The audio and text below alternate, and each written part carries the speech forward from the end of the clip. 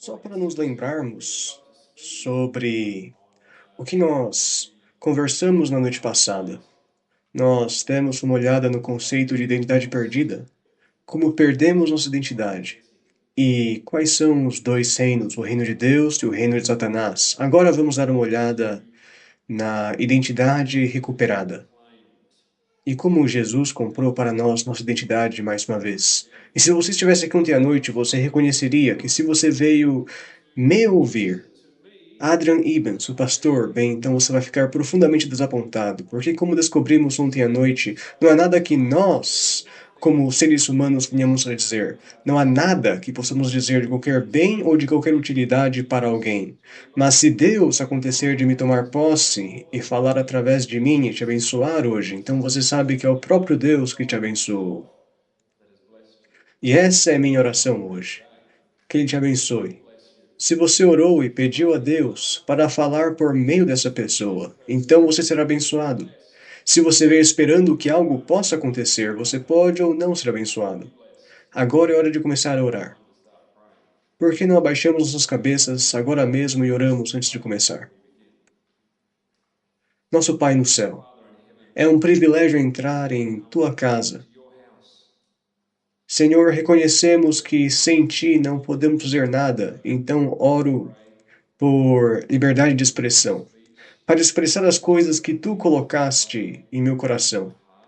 E que uma imagem de Jesus será dada, que nos aproximará cada vez mais dele, para que nosso desejo de estar prontos para a vinda de Cristo não seja motivado tanto pelo medo das coisas que estão por vir sobre o mundo, mas o que nosso Pai fez por nós e o quanto significamos para ele. E nós te agradecemos em nome de Jesus. Amém. Identidade recuperada. Ontem à noite demos uma distinção entre os dois reinos, o reino de Deus e o reino de Satanás. Vimos o fato de que o reino de Deus, o seu reino é um reino baseado na família, baseado em relacionamentos. O reino de Satanás é um reino que é baseado em geografia. Como não temos nenhuma conexão parental direta com Satanás, a única maneira de ele ganhar pessoas ou fazer com que as pessoas o sigam é desenhar um círculo ao redor de todos e nos dizer: vocês estão no meu território, vocês façam o que eu lhes digo para fazer. Todos vocês aqui vivem no estado da Nova Gales do Sul e, portanto, devem fazer o que o estado da Nova Gales do Sul lhes diz para fazer. E há esse círculo maior em torno da Austrália nos dizendo o que devemos fazer como australianos. E devemos seguir isso, porque vivemos nesse território, em oposição a uma influência parental. A moeda. Nós falamos sobre o fato de que no céu a moeda, aquilo que nos torna ricos, aquilo que nos desenvolve, aquilo que encoraja, aquilo em que investimos é o caráter. Falamos palavras de amor, alegria, paz, encorajamento. Quando fazemos isso, nós investimos uns nos outros. Esta é a moeda no céu. Porque quando chegarmos ao céu não haverá dinheiro. Aleluia. O que significa que não haverá imposto. Melhor ainda. Não haverá dinheiro, não precisaremos mais de dinheiro. Será maravilhoso porque tudo será por conta de Deus. E Ele estará provendo tudo para nós. Mas no reino de Satanás, tudo é baseado em ativos. Falamos sobre Gênesis capítulo 3, versículos 4 e 5, como Satanás disse: certamente não morrereis e sereis como Deus, conhecendo o bem e o mal. E ele estava basicamente dizendo a Eva que se você quer viver em seu reino, você precisa ser uma garota materialista. Você precisa de ativos, você precisa de coisas para ajudá-la a ser mais poderosa. Quanto mais você tem, melhor é. Aquele que tem mais brinquedos, vence. Vocês já ouviram essa frase antes. E é assim que o reino de Satanás funciona. Cidadania no reino de Deus é simplesmente ser filho ou filha de Deus. Se você aceita o fato de que é um filho ou filha de Deus, se o aceita como seu pai, então você é parte do seu reino. Claro, na queda da humanidade, não é simplesmente aceitar Deus como nosso Pai. Tivemos que ser comprados e trazidos de volta por meio de Cristo, e é isso que veremos hoje. No reino de Satanás, a cidadania é baseada em desempenho e conquistas, ou em não desempenhar e não conquistar. Não importa. Se você faz o nome para si mesmo, sendo preguiçoso, então ele fica feliz com isso. Se você quer fazer um nome para si mesmo fazendo coisas boas, se alcançando coisas boas, ele fica feliz, contanto que você obtenha valor de desempenho e de conquista. É assim que você se torna parte do reino dele. Observe a distinção. Não há nada de errado em ter desempenho e conquistar. O problema é obter valor disso. É aí que está o problema. E, claro, valor no reino de Deus vem do seu relacionamento com Deus. Se você obtém valor de qualquer outra coisa, além do seu relacionamento com Deus, você está sendo influenciado pelo reino de Satanás. Estamos sendo influenciados pelo reino de Satanás? Acho que sim. É claro que valor no reino de Satanás é baseado na conquista pessoal. E a dificuldade surge quando você se baseia em conquistas pessoais. Se o seu valor vem dessas coisas, então um sistema de relacionamento não pode operar muito bem. Nós olhamos para o fato ontem à noite que uma vez que Adão e Eva comeram um fruto e abraçaram a mentira de que eles tinham uma fonte de poder dentro de si mesmos, que eles poderiam viver independentemente de Deus, eles poderiam escolher se queriam ou não um relacionamento com Deus. Era com eles, não importava porque eles não precisavam dele. Esta é a mentira que Satanás deu a Adão e Eva. E uma vez que eles abraçaram essa mentira, eles perderam seu valor como filhos de Deus. Até aquele momento, quando Adão e Eva foram questionados: quem é você? Eles podiam dizer: nós somos um filho, uma filha de Deus. Ele é nosso pai, nós o amamos, ele nos ama. O resto é irrelevante. Mas depois que eles caíram em pecado, o relacionamento com o pai foi quebrado. É interessante, foi engraçado outro dia, eu estava caminhando com meu filho, nós fomos caminhar e estávamos conversando. Meu filho me disse: pai, eu gostaria de dar uma volta e conversar, eu quero falar sobre umas coisas com você. Certo, saímos para dar uma volta. Parece sério. Estamos falando sobre responsabilidade, apreciação. Eu estava falando com ele sobre a importância dele apreciar o trabalho que sua mãe faz em casa. Ela faz todo esse esforço para cozinhar sua comida, ela coloca na mesa. A primeira coisa que ele disse é: ah, Eca, isso de novo não. Eu disse: filho, temos um problema aqui. Precisamos discutir isso. Então, discutimos algumas dessas coisas. Enquanto conversávamos juntos, meu filho me disse: pai, às vezes eu faço as coisas para você, não porque eu gosto, mas porque eu não quero que nosso relacionamento seja quebrado. Eu fiquei tipo: quantos anos você tem? Você tem ouvido o que eu tenho pregado? Eu pensei: uau, da boca de bebês. Pai, às vezes eu faço coisas para você não porque eu gosto, mas porque eu não quero quebrar nosso relacionamento. Eu disse: filho, isso é uma coisa boa para lembrar. Continue fazendo isso, porque é o que eu estou tentando fazer com Deus. Há algumas coisas que Deus me pede para fazer que eu não entendo completamente, nem às vezes aprecio completamente, mas eu as faço porque não quero romper meu relacionamento com Ele. O relacionamento dele comigo é mais importante do que qualquer outra coisa. Eu gostaria de dizer que é assim, 24 horas por dia, 7 vezes por semana, 7 dias por semana, mas às vezes acho que, bem, outras coisas parecem mais agradáveis às vezes. Tenho amnésia, volto para minha falsa identidade, para o reino de Satanás. Mas quando acreditamos nessa mentira de que temos um poder dentro de nós, de que não importa se temos ou não Deus em nossas vidas, que na verdade não importa, ficamos presos nesse sistema baseado em desempenho, onde obtemos valor quando fazemos bem e alcançamos coisas. Na Austrália, isso é algo muito verdadeiro. Eu acho que Nathan me disse que nosso primeiro-ministro declarou que a ética de trabalho australiana, o valor de um indivíduo dentro da sociedade australiana, é a sua capacidade de trabalhar, de ter desempenho e de alcançar. Isso é interessante? Muito interessante. Seu valor como indivíduo é determinado por essas coisas. Então, se seu valor é determinado por essas coisas, você tem um bom desempenho, então você deveria estar satisfeito. Não deveria? Você deveria estar satisfeito consigo mesmo, que produz orgulho. Isso é algo que eu achei difícil quando eu comecei a pregar e a compartilhar. Quanto melhor eu pregava, mais presunçoso e autossuficiente eu me tornava. Eu estou fazendo um bom trabalho, preguei muito, muito bem. Então isso se tornou uma dificuldade, onde eu disse, bem, eu não quero ser orgulhoso, então eu deveria pregar pior? Não, isso não faz sentido. É óbvio que eu tenho um problema aqui, preciso entender o que está acontecendo. Então, se cometemos alguns erros, começamos a trilhar um caminho descendente.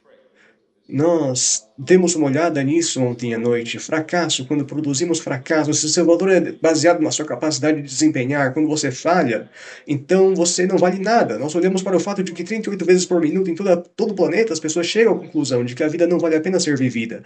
É hora de acabar com tudo. Precisamos terminar, porque seu valor é baseado em seu desempenho. Um sistema muito, muito ruim para se viver, mas é onde a maioria de nós vive. Nós vivemos nesse sistema. Então nós apenas lutamos, temos que melhorar, temos que nos esforçar mais. O que significa que se você precisa melhorar a si mesmo, isso significa que a sua necessidade de passar tempo com a sua família e seus amigos pode se tornar secundária à sua necessidade de desempenhar e alcançar mais tempo extra, fazendo aquele trabalho extra em seu doutorado, fazendo todo aquele tipo de coisa para ganhar aquele senso de valor novamente. Quantos de nós somos apanhados nesse ciclo? Eu certamente fui. Certamente fui sugado de volta para o vórtice desse sistema. Há algo podre em viver uma vida onde você oscila entre orgulho e depressão, para cima e para baixo, para cima e para baixo. Alguém consegue se identificar com essa experiência? Não é muito divertido. E olhamos para o fato, em Gênesis 3, versículo 10, que uma vez que você adentra um sistema baseado em desempenho, que Adão havia quebrado o seu relacionamento com Deus. Deus então teve que vir e dizer a Adão: você tem um problema. Você tem um problema. Eu sou sua fonte de vida. Se você se desligar de mim, você está morto. E eu gostaria de reservar um tempo para entrar em toda a história de como Adão e Eva foram capazes de manter uma fonte de vida. Não temos tempo para explorar tudo isso hoje, mas é claro que eles continuaram a viver. Basta dizer que muitas pessoas dizem que quando você lê a Bíblia, quando eles comeram do fruto, a Bíblia diz: morrendo morrerás. Não é assim. Não é assim. Deus é a fonte de vida. E quando Adão e Eva comeram um fruto, eles imediatamente mudaram de uma fonte de vida direta de Deus para uma fonte de vida através do Cordeiro prometido. Através do Cordeiro prometido. Eles morreram naquele dia. Como Deus disse que eles morreriam, seus corações só continuaram a bater por causa do Cordeiro morto desde a fundação do mundo. E nós estamos vivos por essa mesma razão. Por essa mesma razão. Então, Deus vem até Adão e diz: Adão, você tem um problema. Qual é o problema quando você vai até alguém que obtém valor do desempenho? Quando você vai até alguém que precisa obter valor do seu desempenho e diz a ele que ele tem um problema, então isso é um problema, porque ele não virá. E nós falamos sobre isso novamente ontem à noite, como quantas vezes em um ambiente de trabalho você vai até alguém que fez algo incorretamente e você tenta explicar a ele que ele fez algo incorretamente. É interessante as reações que você obtém. Você está apenas pegando no meu pé? Não, não, você está errado, eu estou certo, você que está errado. Eles estão em negação, é uma boa maneira de fazer o trabalho, não é? Quantas empresas perderam milhões de dólares por meio da negação?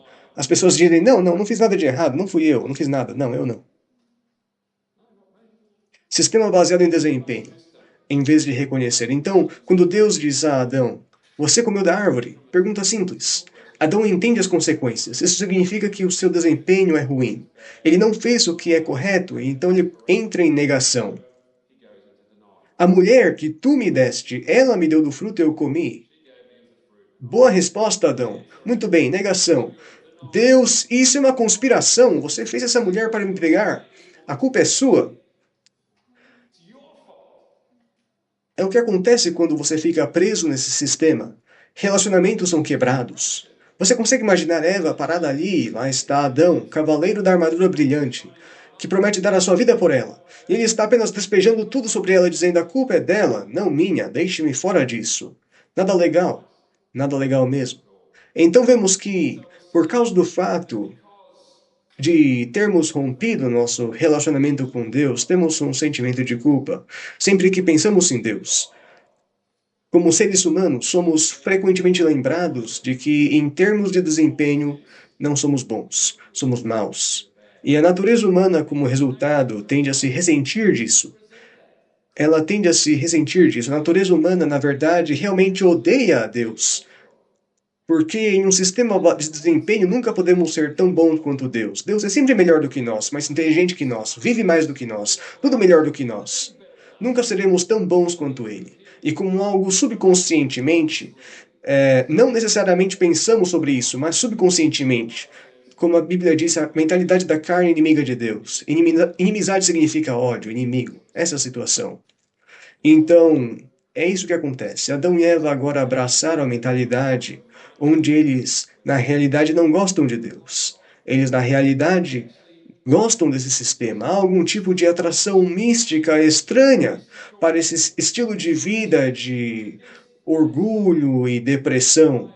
Esse veneno da crença que você tem liberdade para fazer o que quiser e não é responsável por ninguém, não tem que se importar com ninguém, fazer o que quiser. Há uma influência intoxicante em acreditar nisso. E todos nós fomos seduzidos por isso até certo ponto. Tanto que Deus fala conosco como filhos e filhas de Adão. Em Salmos 4, versículo 2, onde ele diz: Filhos dos homens, até quando convertereis a minha glória em infâmia? E falaremos sobre essa glória esta tarde em nossa apresentação agora das crianças.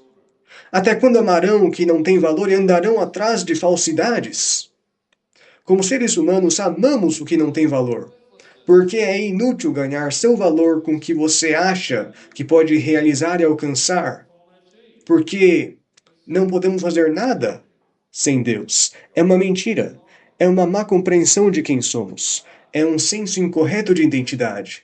Pensar que podemos fazer qualquer coisa além de escolher a vida de Deus ou a morte de Satanás. É tudo que podemos fazer. E desenvolver um caráter ao longo do caminho, à medida que fazemos essas escolhas. Por que você ama o que não tem valor e anda atrás de falsidade? A falsidade de acreditar que você é algo, que você tem algum tipo de poder ou vida em si mesmo. Por que você ama essas coisas? Você está doente, você está intoxicado com o vinho da Babilônia. Diz: Subirei ao céu, serei semelhante ao Altíssimo, serei semelhante a Deus.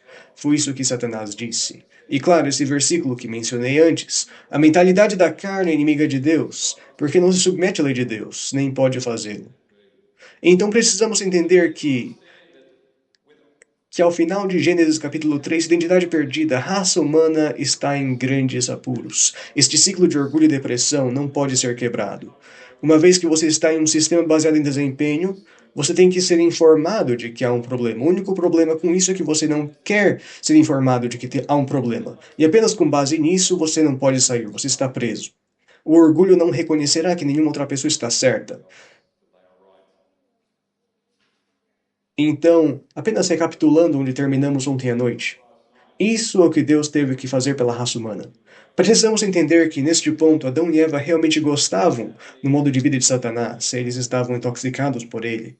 Eles foram cortados da fonte de vida que dá sabedoria, conhecimento e lógica para serem capazes de encontrar a saída desse sistema. Eles não podiam mais fazer isso, porque toda sabedoria e conhecimento vem de Deus. Bom conhecimento. Então, antes de tudo, Deus teve que ajudar Adão e Eva a reconhecer sua situação desesperadora, assim como ele tem que fazer conosco. E influenciar a raça humana na direção certa sem força. Não poderia ser uma questão de força. Um relacionamento nunca pode ser mantido com força. Não funciona. Retire o fator de escolha apenas para nos tornar um robô, se você quiser força. Mostrá-los que eles tinham uma percepção errada de seu caráter e o reino, e mostrar a eles que ele realmente os amava. Como ele faria isso? Pessoas baseadas em desempenho. Você me ama, certo? Por que você me diz que eu estou fazendo a coisa errada o tempo todo? Isso é amor? Como ele vai nos transmitir isso? Uma maneira de remover sua culpa e insegurança e restaurar sua verdadeira identidade e valor como filhos de Deus. Que nosso valor vem somente dele, não de nenhum outro lugar. De nenhum outro lugar senão Deus. Uma maneira de resgatar seu senso de propósito e destino O que fomos criados para fazer é algo muito diferente do que a maioria de nós está engajada hoje. O que significa ser um filho e uma filha de Deus? E falamos sobre isso um pouco antes. Ele precisava dar a eles um sistema de suporte de vida para dar-lhes tempo de escolher e decidir. Já que Deus é vida, e se assim que você escolher o caminho errado, você está morto, sem tempo de escolher. Ataque cardíaco instantâneo. Acabou, sem segunda chance. Mas Deus providenciou uma maneira de nos dar tempo para pensar e reconsiderar. Talvez este reino não seja tão bom assim, afinal. Quando a intoxicação do vinho da Babilônia passa e a ressaca começa a se instalar e sentimos a culpa da inutilidade de viver no reino de Satanás, começamos a ansiar por voltar à casa de nosso Pai, onde Ele preparou o bezerro gordo para nós. Achamos que talvez seja a hora de ir para casa e estar com nosso Pai. Falamos sobre o fato de que o reino de Deus é baseado em relacionamentos. Mas como você define relacionamentos? E muitas pessoas dirão que um relacionamento significa que vocês se amam. Mas o que é amor? Como definimos amor? Bem, se olharmos para o reino de Deus, seus relacionamentos são definidos pelos 10 mandamentos. Os 10 mandamentos são algo muito diferente do que muitos de nós entendemos, e falaremos sobre isso um pouco mais esta tarde também, porque você vê, os 10 mandamentos são muito importantes no reino de Satanás também, porque isso é uma boa ferramenta para mostrar desempenho. Se você faz todas essas coisas, então você é uma boa pessoa, mas no reino de Deus, elas não são projetadas dessa forma. Elas são projetadas para proteger relacionamentos. E os 4 primeiros mandamentos, como disse em Mateus 22, 37 e 38, amarás, pois, ao Senhor teu Deus, de todo o teu coração, de toda a tua alma, de todo o teu entendimento e todas as tuas forças. E esse é o relacionamento que temos com Deus. A humanidade a Deus, os anjos, os mundos não caídos, cada um de nós é governado por esses 4 primeiros mandamentos. É um mecanismo de proteção para nos proteger de seguir o caminho que nossos pais seguiram e que nós seguimos. Os últimos 6 mandamentos são sobre amar o seu próximo, amarás o teu próximo como a ti mesmo. Gostaria de ter tempo e talvez esta tarde, se tivermos tempo, possamos dar uma olhada nisso, para mostrar como nossa identidade, a identidade de nosso Deus, são definidas pelos 10 mandamentos. Se você destruir, mudar ou quebrar os 10 mandamentos, você destruiu, quebrou quem nós somos e quem Deus é. Se você tirar o aspecto criativo do 4º mandamento, você destrói quem Deus é. Se você remover os elementos do 2º mandamento, você destrói quem nós somos. Ou qualquer um dos mandamentos, se você mudar, não saberemos mais quem somos. E quando você não sabe quem você é mais, é impossível se comunicar e entender o que está realmente tentando dizer. O que você realmente está tentando dizer. Eu queria poder entrar mais nisso, mas não vamos. Então é nisso que o reino de Deus se baseia, o fato de Deus ser onipresente. Porque Deus é onipresente, significando que Ele pode estar em todos os lugares pelo seu Espírito o tempo todo. Significa que Ele é o único ser no universo que pode garantir relacionamentos como a base de seu reino. Porque Ele pode ter um relacionamento com cada um de nós ao mesmo tempo. Ninguém mais pode fazer isso. Só Ele. Satanás não pode fazer isso. Ele tem que ter uma hierarquia, com os chefões no topo chutando as pessoas de baixo, a plebe na base da pirâmide. Esse é o sistema dele. Mas Deus pode ter uma conexão direta. Ele trabalha por meio de estruturas de autoridade, mas ele também tem um sistema direto com cada indivíduo, o que significa que ele é o único que pode garantir relacionamentos como a base de seu reino. E eu acho que isso é algo que, pelo menos para mim, eu acho que é uma boa opção. Eu gosto de relacionamentos. Eu gosto dessa maneira de fazer um reino em vez da maneira de Satanás fazer um reino. Mas é claro, a humanidade, quando fomos criados, quando Adão e Eva foram criados, eles estavam neste reino, eles amavam a Deus supremamente, eles amavam um ao outro. Mas então, quando Satanás apareceu, eles quebraram os mandamentos. O reino de Satanás, que é dominação, força, controle, desconfiança, dúvida, reino baseado em desempenho. Adão e Eva quebraram os mandamentos, perderam suas identidades e transicionaram para esse reino e se tornaram escravizados nesse ciclo. Desempenho, orgulho, depressão, girando e girando e girando. Apenas tentando dar um gráfico ou uma ilustração do que temos falado. E eu só quero gastar um pouco de tempo agora olhando para alguns dos efeitos desse reino. Vamos colocar alguns aspectos práticos nisso. Viver no reino de Satanás. Nacionalidade. As pessoas obtêm valor de sua nacionalidade? Sim.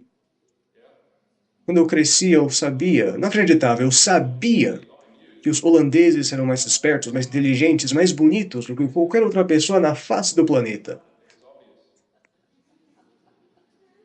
Era óbvio, eu obtive valor disso. Com certeza obtive valor disso. E eu sei que é o mesmo para todas as outras raças. Eles têm uns motivos para dizer que você, por sua nacionalidade, seus costumes, seu modo de vida, são superiores aos de qualquer outra pessoa. Um jogo divertido de se jogar, não é? Nacionalidade, nacionalidade. Essas coisas às vezes esquentam um pouco e então entramos em guerra, então matamos uns aos outros, porque nós fazemos arroz diferente de você, nós adicionamos isso. Isso se transforma em guerra. Nacionalidade. Esse é um dos efeitos do reino de Satanás, tirar valor da sua nacionalidade. A única nacionalidade da qual eu quero tirar valor é que eu sou um filho de Deus, do reino dos céus. Essa é a nacionalidade que eu quero. Em termos de onde nasci, a questão geográfica, quem se importa? Não importa. Não tem relevância. Educação. As pessoas tiram valor da educação? Conhecimento é valor. Você sabe, muitas vezes vemos pessoas se levantarem para falar e listam. Este é o senhor tal e tal, ele tem um PhD nisso, ele fez uma extensa pesquisa aqui, ele viajou para cá, ele fez isso. Como se essa fosse a razão pela qual deveríamos ouvi-lo. E eu acho que quanto mais educadas essas pessoas se tornam, mais tacanhas elas se tornam, e menos capazes de entender o que é a vida real. Ah, você também descobriu isso. A velha questão: quantos anjos cabem na cabeça de uma agulha? Esse tipo de coisa. É para lá, é para lá que meio que vamos. Quer dizer, não estou criticando a educação, mas quando você obtém valor dela e começa a fazer coisas estranhas, como quando você se forma e você usa esses capelos e becas engraçados e recebe pedaços de papel e todos esses rituais estranhos, só para provar que você é superior ao resto da sociedade. Eles realmente pagam mais por você ter feito isso. Você tem isso? Ah, ok, eu vou te pagar mais agora. Mas isso não garante que essa pessoa saiba mais do que a outra que está no campo trabalhando naquela indústria por muitos anos.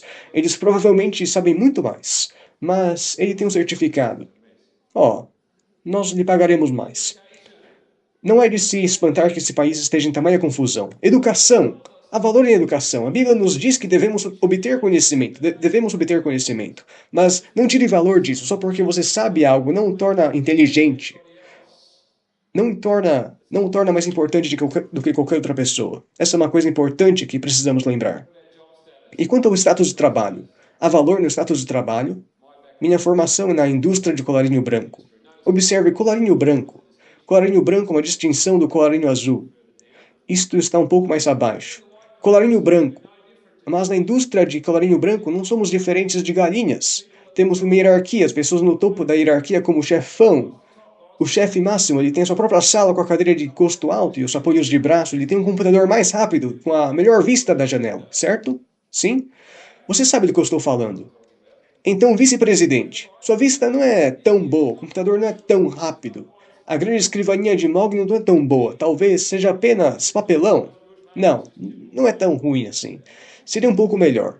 Mas é de menos qualidade, então você desce até o trabalhador de escritório que nem tem divisória. Ele tem um computador ruim, não tem apoios de braço, não tem cadeira de encosto alto, você só tem que sentar no fundo da pilha, só para te lembrar que você está no fundo, filho. Você está no fundo. Existe valor no status de trabalho? Você vai a festas. Ah, eu ganho US$ 90.000 por ano. Quem se importa? Eu estou no Bolsa Família. E daí? Não significa nada. Status de trabalho. Não significa nada. Riqueza. Existe dinheiro e riqueza. Dinheiro e riqueza. Também há valor na riqueza. Você sabe, nós divulgamos essas listas. Por que divulgamos essas listas dos 100 mais ricos do mundo? Você sabe, os 100 indivíduos mais ricos do mundo. Bem, quem se importa? Onde você veria uma lista dos indivíduos mais pobres do mundo? Os 100 indivíduos mais pobres. Onde vemos isso? Não vemos isso. Há valor no dinheiro? Pessoas que têm dinheiro pensam que são poderosas. E todos nós pensamos que elas são poderosas também. E porque aceitamos esse sistema onde o dinheiro tem poder, todos nós somos sugados por esse sistema. Riqueza. E quantas posses? Existe valor em posses? Eu estava falando sobre isso ontem à noite, sabe? Aquele que tem mais brinquedos ganha posses. Estamos todos ocupados, pagando dívidas e pagando por toda a tecnologia. Devo admitir que gosto muito de tecnologia.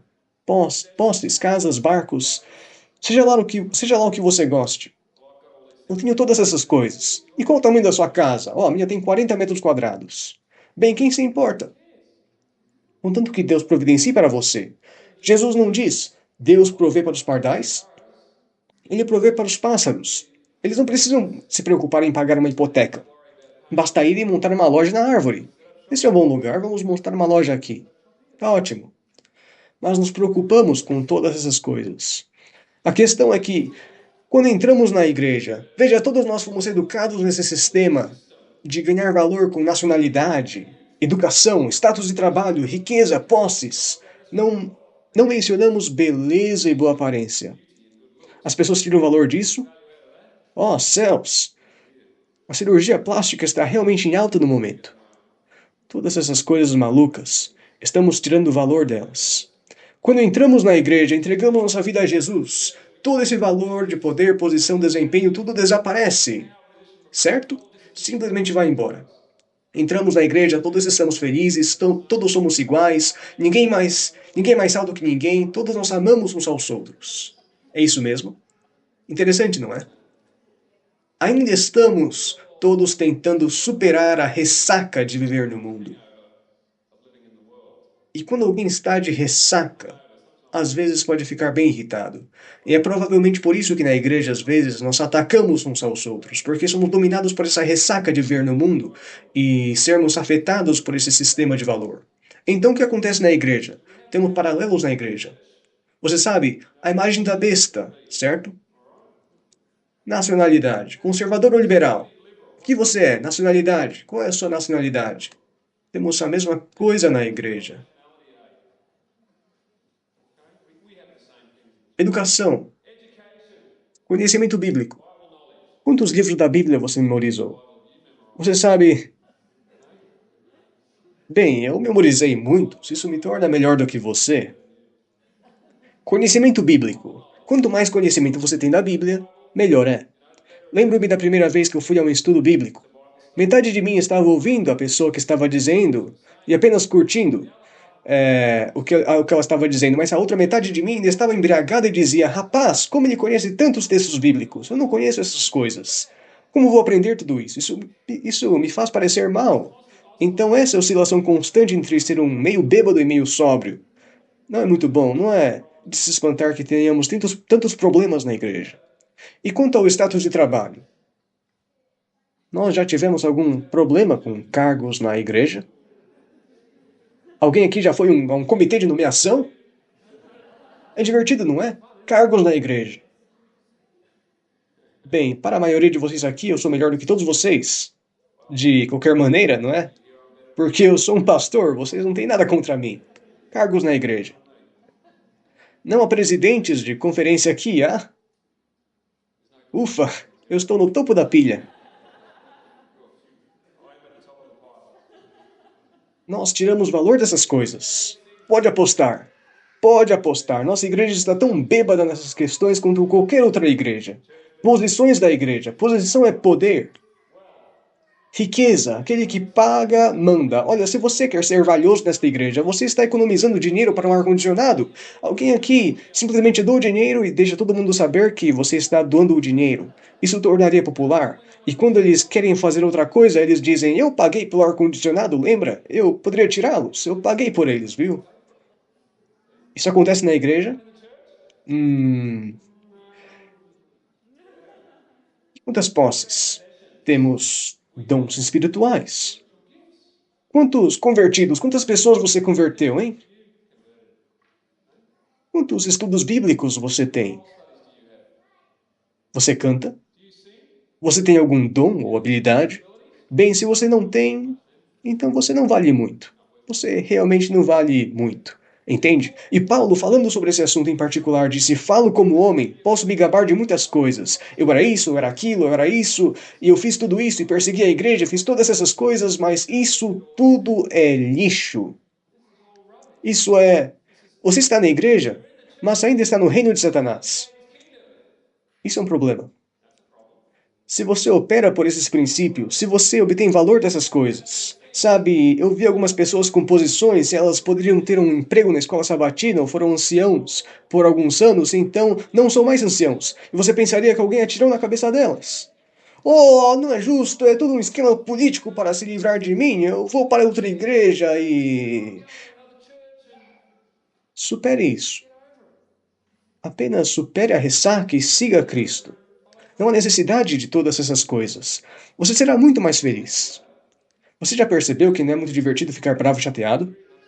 É muito ruim para a sua saúde, na verdade. Não é nada divertido.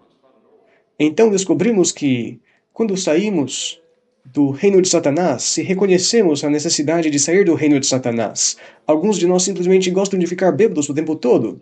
Se deixarmos isso, esperamos até que.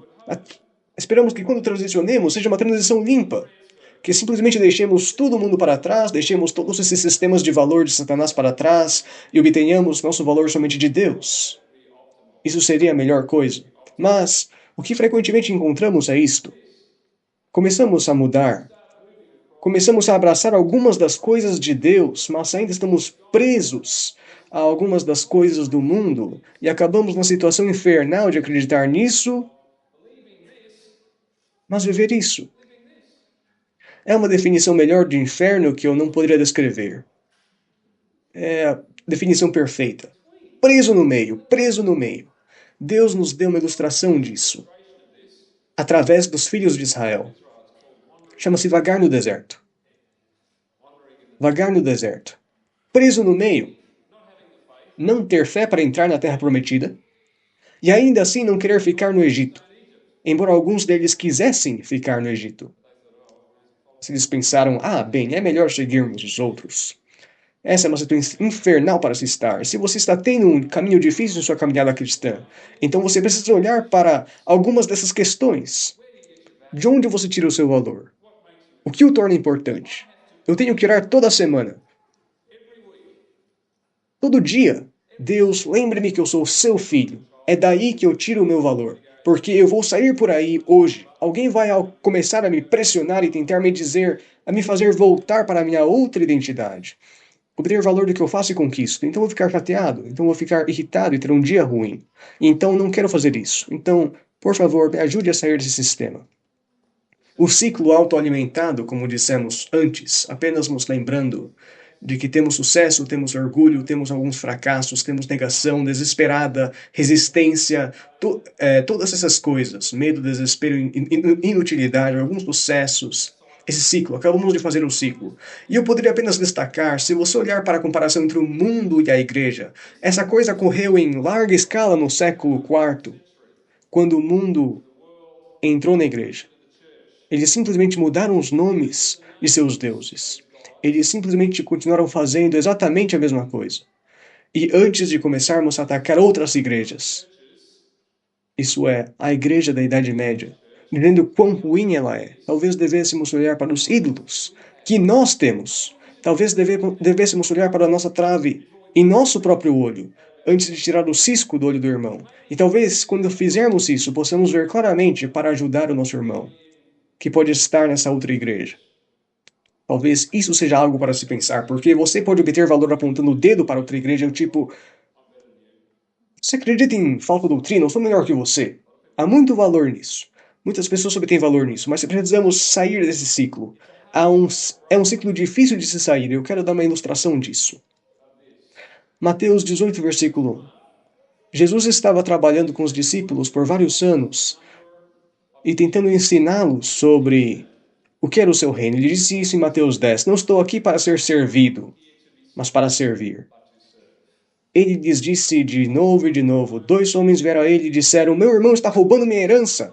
Jesus disse, quem me pôs a juiz? Quem me pôs a mim por juiz ou repartidor entre vós? Ele disse, e nós lemos este versículo ontem à noite, não se vendem 5 pardais por 2 ceitis, e nenhum deles está esquecido diante de Deus. Mais valeis vós do que muitos pardais. É isso que ele está tentando nos ensinar. Mas os discípulos, presos entre esses dois sistemas, disse em Mateus 18, versículo 1, naquela mesma hora chegaram os discípulos ao pé de Jesus, dizendo, quem é o maior no reino dos céus? Por que os discípulos queriam saber isso? Quem era o maior no reino dos céus? Imagine Jesus dizendo, por que você quer saber isso? Não há razão, não é por nada não. Por que você acha que eles queriam saber? Qual reino essa pergunta representa? O reino de Satanás. Ela não representa o reino de Deus. Por que você gostaria de saber quem é o maior? E essa questão, isso é muito importante para nós entendermos em termos dessa questão de intoxicação. Essa intoxicação, essa questão aqui de querer saber quem é maior, é o que impediu os discípulos de entender o que Cristo estava realmente tentando dizer. É por isso que Maria Madalena tinha um conceito melhor do que Jesus estava tentando fazer do que todos os discípulos. Ela entendeu, ela o ungiu, ela o preparou para o seu sepultamento. E fica muito, muito sério. Na mesma noite em que Jesus foi traído, ele esperaria que os discípulos tivessem chegado a um entendimento sobre essa questão. Que isso não importa. Suas posses, sua posição, sua riqueza, sua inteligência, sua boa aparência, todas essas coisas, você não tira valor dessas coisas. Mas na mesma noite em que Jesus foi traído, quando ele precisou do apoio deles, ele precisou da ajuda deles, vamos lembrar do que Jesus tomou sobre si nossa natureza humana. Teria sido muito mais fácil para Jesus se ele soubesse que os discípulos o entendiam e o que ele significava. Mas eles não fizeram, porque estavam embriagados com o reino de Satanás. E o que ele disse? Verdadeiramente, o Filho do Homem vai como está determinado, mas ai daquele homem por quem é traído. E ele observe cuidadosamente o sistema de desempenho começar a funcionar. Jesus disse, um de nós há de me trair. E imediatamente há um problema de desempenho. Eles estão operando pelo reino de desempenho. Eles estão dizendo, oh não, quem vai fazer isso? E começaram a perguntar entre si, qual deles seria o que havia de fazer isto? Eu não faria isso, aposto que você faria. Eu não. Eles estão sendo apanhados nesse ciclo. E claro, uma vez que eles foram ameaçados e começaram a se sentir desanimados, eles precisavam tentar voltar ao topo. Então, isso flui naturalmente para a próxima discussão. E houve também entre eles contenda sobre qual deles parecia ser o maior. Eu não trairia, porque eu sou maior. Muhammad Ali deve ter aprendido com esses caras. Eu sou o maior. Na mesma noite em que Jesus morreu, você tem os discípulos tendo uma disputa sobre qual deles é o maior. Eles ainda estão completamente no reino de Satanás. Quanto encorajamento isso seria para Jesus? Seria muito desanimador. Muito desanimador. Mas a boa notícia é que Jesus quebra o ciclo. Isso vem de uma declaração simples nas Escrituras. Quando Jesus estava no deserto. E esta é a declaração que não posso enfatizar o suficiente. Esta é a declaração que fornece a porta para fora desse ciclo. Se você acredita na declaração, então você encontrará a fuga deste ciclo. Acredite-a, abrace-a, viva. Este é o meu filho amado, em quem me comprazo. Essa é a porta para a liberdade. Essa é uma compreensão do que é sua verdadeira identidade. Jesus teve que vir à Terra como um homem. Ele teve que demonstrar o que significa ser um ser humano de verdade, ter uma identidade de verdade. E Satanás está prestes a atacar Cristo no deserto. E Deus, em vez de dar a ele bombas, armas e munição para ele explodir Satanás no deserto, dá-lhe uma declaração. Este é meu filho amado.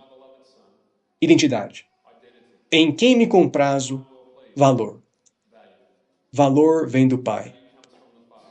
Isso é o que Jesus precisava mais do que qualquer outra coisa. Isso é o que você e eu precisamos mais do que qualquer outra coisa.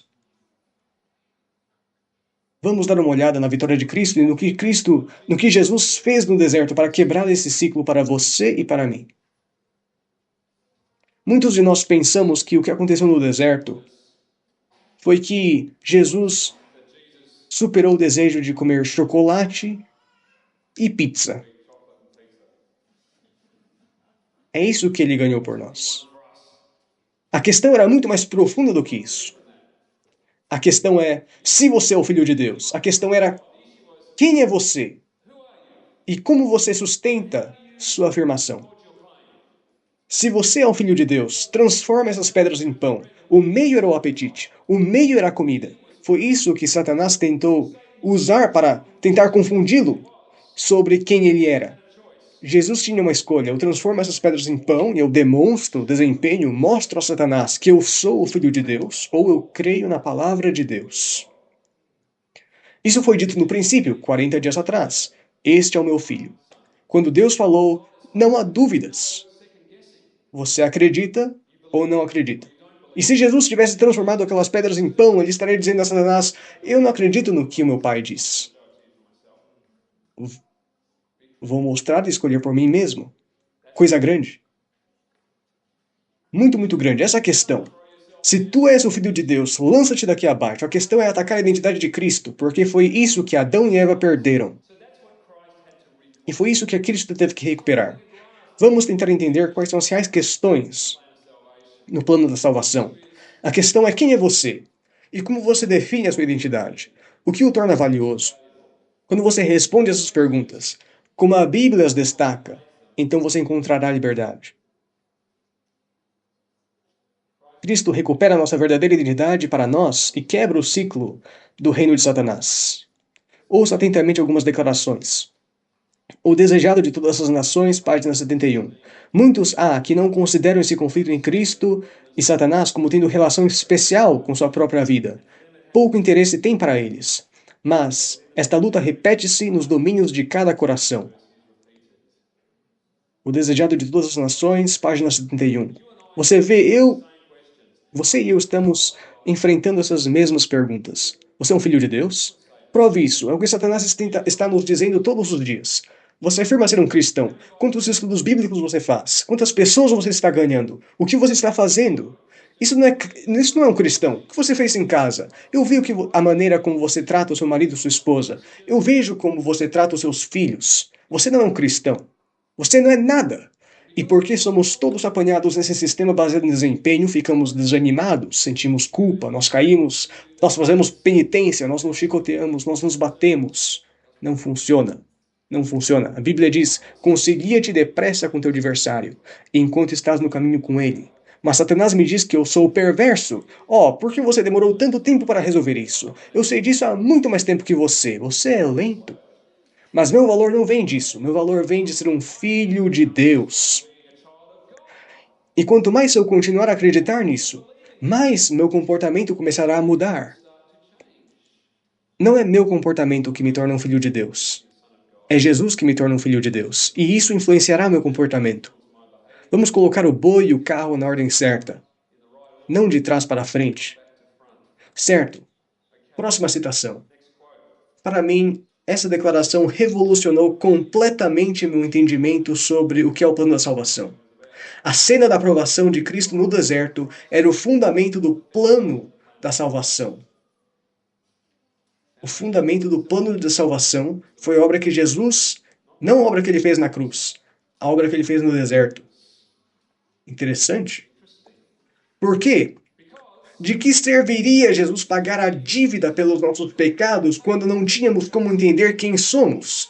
Ele teve que primeiro reivindicar nossa identidade como filhos de Deus antes que pudéssemos oferecer a cruz. Ou então não significaria nada para nós. Apenas pendure-se na cruz. Ok. Dando ao homem caído as chaves por meio das quais, em nome de Cristo, pode vencer. A chave para vencer Satanás é saber que você é um filho de Deus. Essa é a chave. Poderíamos esquecer todo o resto. Essa é a questão central. E assim, Como já vimos, esse ciclo aprisionante de falsa identidade é quebrado por Cristo com a declaração, Tu és meu filho amado, em quem me comprazo. Quando tiramos nosso valor do nosso relacionamento com Deus, Ele é o único que importa para nós. Quando temos sucesso, quem se importa se você tem sucesso? Você pode ser feliz, você pode aproveitar o sucesso, mas você não tira valor dele. Você não fica orgulhoso. Você só fica feliz e você aproveita isso com todo mundo. Mas isso não faz de você uma pessoa melhor. Se você comete alguns erros, seu relacionamento não mudou. Deus ainda te ama, você ainda é filho dele, você ainda é filha dele. Seu valor não mudou, você comete alguns erros. Isso não afeta seu valor. Certamente queremos corrigir a situação, mas nosso valor não se baseia nisso. O que acontece se tivermos fracasso total? Deus ainda nos ama. O que disse Miqueias? Se morar nas trevas, o Senhor será minha luz. Levantar-me-ei, não importa. Paulo diz, sei estar abatido. Sei também ter abundância. Não importa. Aquele que se humilha, Deus diz, eu exaltarei. Não importa. O fracasso é uma boa ferramenta para testar em qual reino você está. Algumas melhoras. Se o relacionamento não mudou, você é libertado completamente desse sistema. Você não precisa acompanhar o seu vizinho ou sua vizinha, ou quem quer que seja. Você pode simplesmente ser você. Você pode simplesmente ser um filho de Deus, como Ele projetou você para ser, uma filha de Deus, como Ele projetou você para ser. Você não precisa se importar com o que as outras pessoas estão fazendo. E assim seus relacionamentos podem ser mantidos. Agora, aqui está uma declaração que precisamos lembrar. A voz que falou a Cristo disse a todo crente: Este é meu filho amado, em quem me comprazo. Esse é o nosso bilhete para a liberdade desse ciclo. Você acredita que você é um filho de Deus? Não pelo que você faz, não por quantos estudos bíblicos você faz, não por quantas horas de oração você faz, não por nenhuma dessas coisas. Você é considerado um filho de Deus. Você é um filho de Deus porque Deus disse isso. Você acreditará em sua palavra? Você abraçará sua palavra? Ou continuará tentando transformar pedras em pão, vindo à igreja a cada semana provando que você é o que Deus já o proclamou ser? Esse é o teste. E assim, para encerrar, essa era a tarefa que Deus tinha que realizar. Ajudá-los a reconhecer sua situação desesperadora. Jesus certamente fez isso na cruz. Contemplamos Cristo na cruz. Vemos que foi isso que custou para sermos resgatados. Influenciar a raça humana em cooperação sem força. Não temos tempo para entrar em todos os detalhes. O fato de que Jesus se tornou humano como nós e o Espírito foi capaz de começar a entrar e sussurrar em nossas mentes as coisas de Deus. As coisas de Deus. As coisas de Deus para que possamos ouvir aquela voz mansa e delicada, não um trovão, não um relâmpago, não um terremoto, a voz mansa e delicada. Mostrar a eles que eles tinham uma percepção errada de seu caráter e reino e mostrá-los que ele realmente os amava.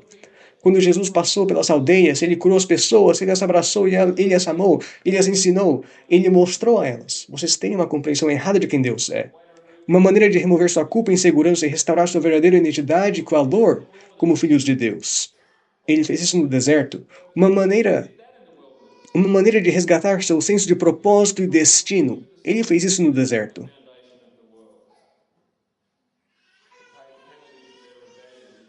Ele é um sistema de suporte de vida para dar-lhes tempo para escolher e decidir. Ele fez isso desde a fundação do mundo. Ele pagou a pena da rebelião deles.